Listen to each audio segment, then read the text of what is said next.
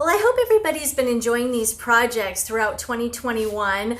We have more projects on hobbypotter.com/ceramic projects. I'll put the link either below or above, depending on where this video shows.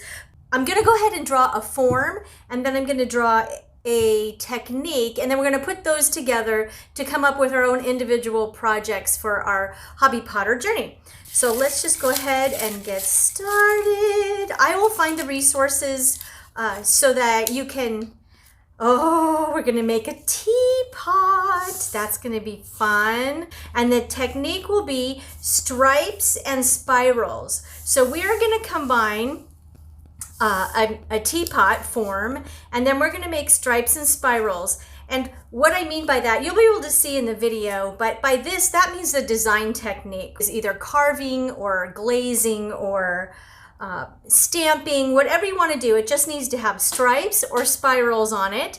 You can do whatever you want, and that's the beauty of being a hobby potter. This is actual creative work, and I hope you guys take this challenge and grow from it. Can't wait to see what you come up with.